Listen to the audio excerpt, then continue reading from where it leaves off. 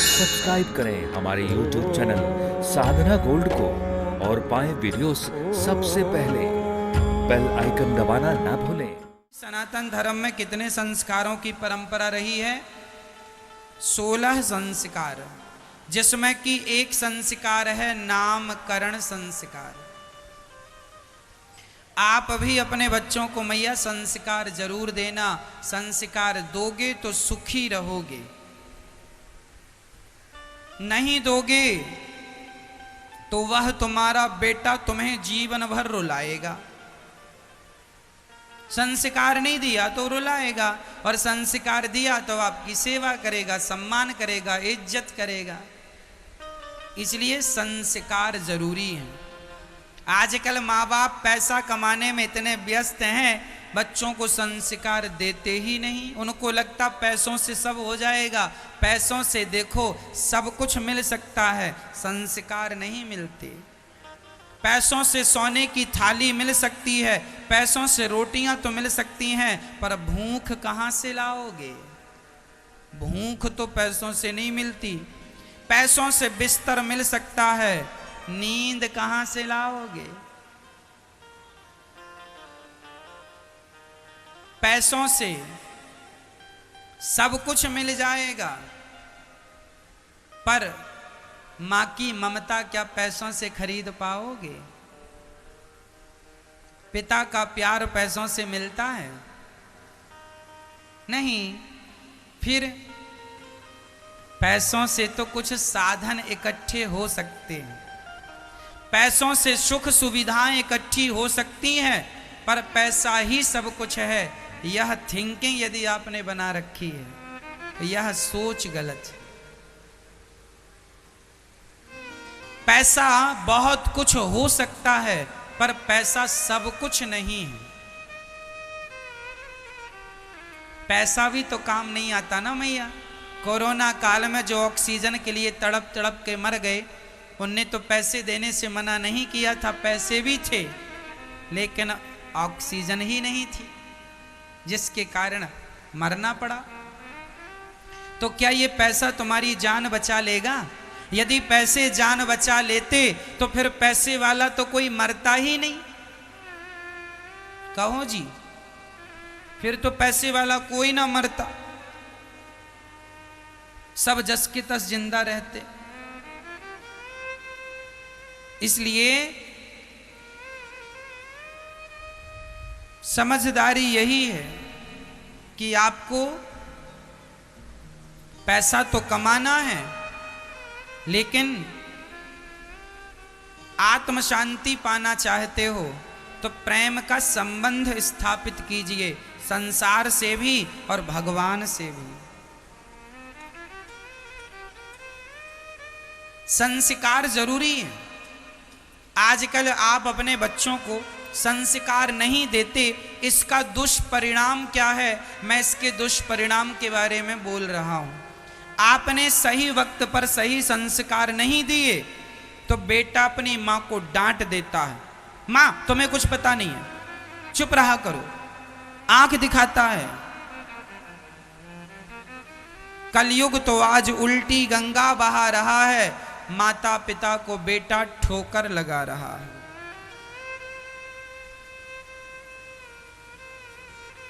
ये कलयुग है। आप संस्कार नहीं देते, इसका परिणाम यही होता है कि बच्चे अपने माँ को कुछ नहीं समझते, अपने पिता को कुछ नहीं समझते। वो समझते हम ही समझदार हैं, हमारे माँ बाप तो एक नंबर के बुद्धू हैं।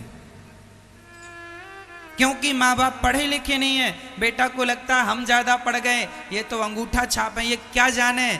लेकिन वो बच्चे भूल जाते हैं कि उनके बदौलत ही तो तुम पढ़ पाए हो, उनके बल पर ही तो पढ़ पाए हो। वो ना पढ़ाते तो तुम कैसे पढ़ते? वो ना खर्च करते तुम पर पैसा तो तुम कैसे पढ़ लेते?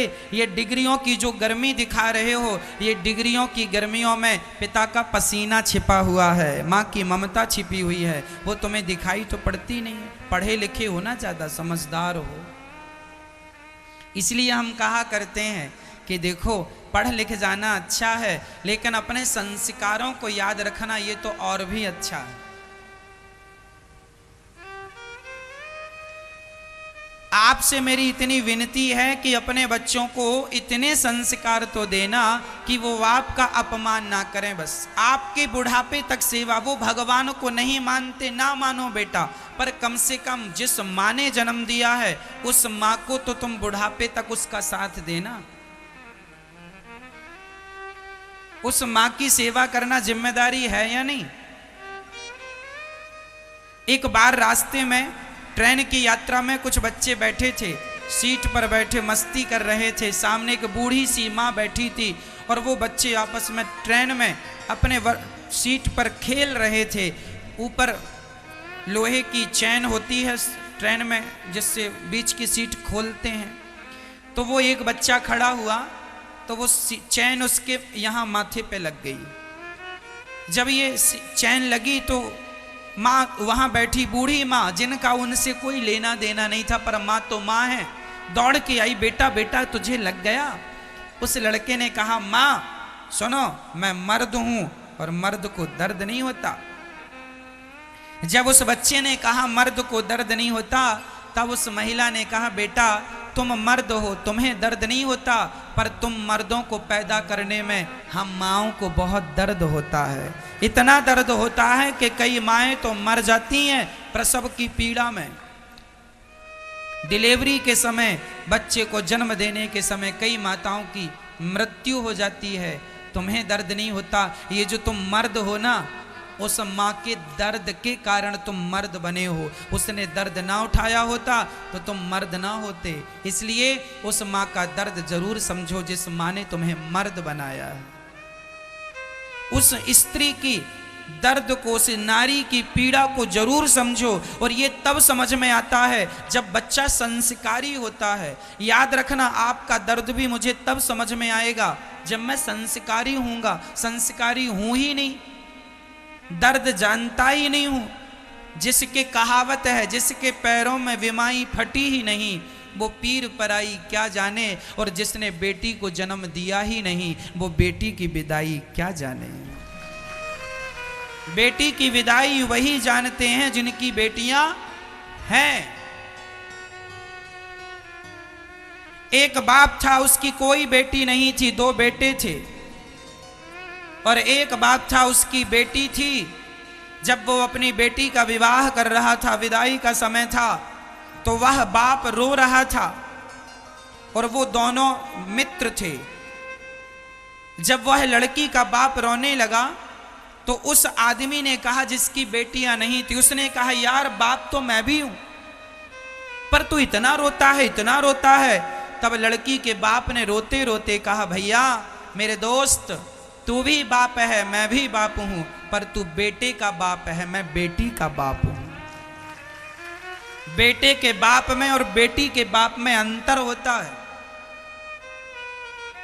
बेटे के बाप के अंदर वो दर्द नहीं होता जो दर्द बेटी के बाप के अंदर होता है।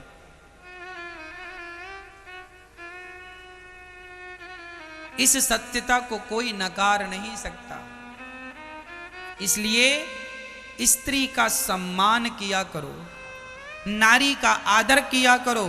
और ये नारी का आदर, नारी का सम्मान, नारी का ही नहीं, अपने पिता का, अपने से बड़ों का, गुरुजनों का। अच्छी बातें तब हो सकती हैं जब संस्कार का बीज बोया गया हो। संसार की खेती बोई ही नहीं गई तो फसल कहां से होगी? आपने संस्कार दिया ही नहीं। आपके बच्चों को आपने पांव पड़ना भी नहीं सिखाया। कैसे झुककर पांव पड़ते हैं, घुटनों के पांव छूते हैं तुम्हारे बच्चे। तुम्हारे पांव पड़ते हैं, तुम्हारे बच्चे तो घुटनों को छूते हैं। इनको तो तुमने समझाया नहीं। आप अपने बेटों से ये क्यों नहीं कहते कि बेटा जरा कथा सुना करो? क्यों नहीं उनको कहते? कथा नहीं सुनते बच्चे, कहा करो बेटा समय निकालो, थोड़ा सा कथा सुन लो, तुम्हारा आध्यात्म दृष्टिकोण भी मजबूत हो जाएगा।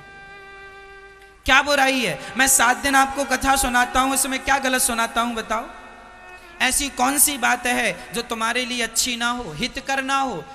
7 दिन कथा सुनाता हूं, ये दास 7 दिन बोलता है, 3.5 घंटे रोज बोलता है और वर्षों से बोलता आया है। आप टीवी पर सुन रहे हैं, एक भी बात ऐसी नहीं है एक भी बात ऐसी नहीं है जो आपके लिए नुकसानदायक हो। प्रत्येक बात आपके जीवन को बदलने वाली है। यदि चरितार्थ कर लो ना तो एक एक बात 10-10 करोड़ की है। एक एक बात 10-10 करोड़ की कीमत रखती है। लेकिन हीरे की कदर भी तो वही समझता है ना जो जौहरी होता।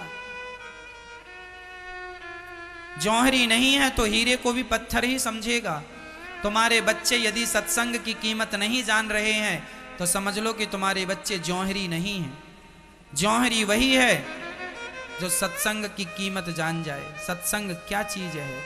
ये सत्संग का प्रभाव मैं आपको बता दूं, भारत में लाखों लोग ऐसे हैं जो केवल कथा सुनने के बल पर अपनी शराब और अपना मांस छोड़कर सही रास्ते पर आ चुके हैं। लाखों बच्चों का जीवन संवर चुका है केवल कथा के बल पर। इतना परिवर्तन है इस कथा में, इतना प्रभाव है इस कथा में। यदि प्रभाव ना होता तो 3.5 घंटे एक आसन में बैठ के आप कथा ना सुन रहे होते। प्रभाव है इसलिए तो आप बैठे। इस कथा ने यदि आपके पांव को रोक रखा है तो कोई तो चमत्कार है इस कथा का, इसलिए तो रोक रखा है। नहीं तो आप बैठते कहां है इतनी देर। आप अपने घर पर भी 3.5 घंटे ऐसे नहीं बैठते होंगे, लेकिन यहां बैठे हैं। ये किसका बल है? कथा का बल है। इसलिए कहा करता हूं, बच्चों को कहा करो कि कथा सुना करें, कुछ सीखने को ही मिलेगा। जीवन में सफल बनने के कितने सूत्र मैं आपको देता हूं, एक सूत्र भी चरितार्थ कर लोगे तो जीवन में सफल हो जाओगे। आपके बच्चों के लिए भी मैं अच्छी बातें इसलिए करता हूं ताकि आपके बच्चे सुने और आपके बच्चों का भी जीवन उज्जवल हो, भविष्य उज्जवल हो, उनका भी कल्याण हो। मेरी मां बच्चों को चाहिए कि आप ऐसे संस्कार दो।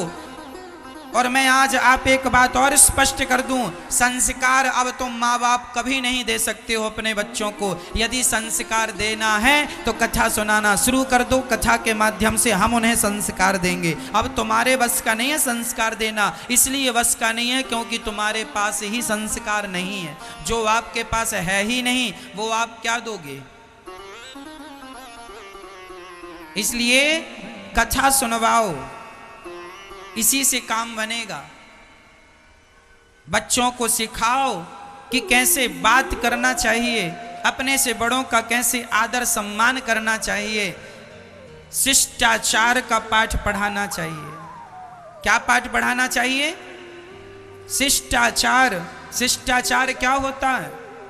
शिष्टाचार यही है कि जब हमसे कोई बड़ा, हमसे कोई बुजुर्ग खड़ा हो तो हम मर्यादित बात करें, ये सोच कर के ये बड़े हैं, उनका आदर करें, सम्मान करें। वो पीछे खड़े हैं तो हम पीछे खड़े होकर उन्हें आगे करें।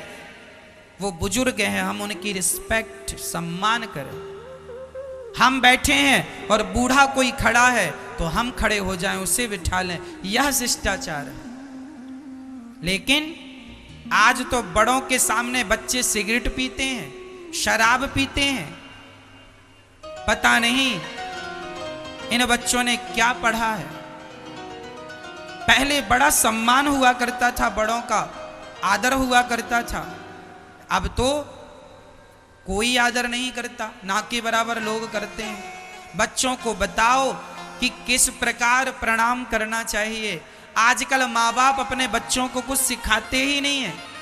तुम्हारा बेटा पांव पढ़ना नहीं जानता, तुमने कुछ बोला? नहीं बोला, तुम्हें मतलब ही नहीं है। बेटा बस पेट भर लेना, बस पेट भरना सिखाया। ये विद्या तो पशु पक्षी भी सिखा देते हैं अपने बच्चों को।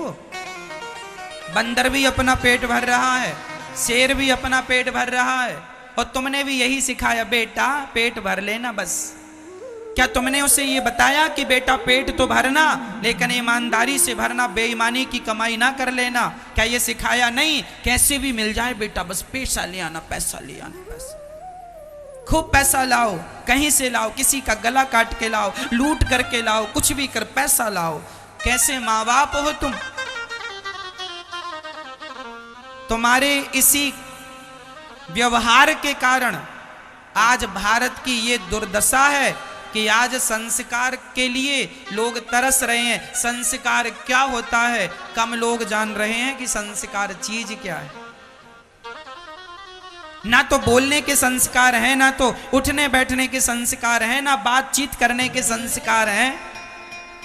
क्या सिखाया तुमने अपने बच्चों को? पढ़ा लिखा करके बड़ा बना दिया।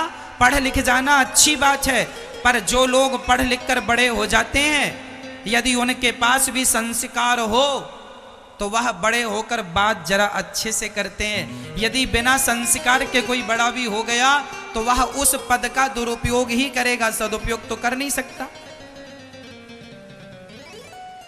इसलिए सबसे जरूरी संस्कार है।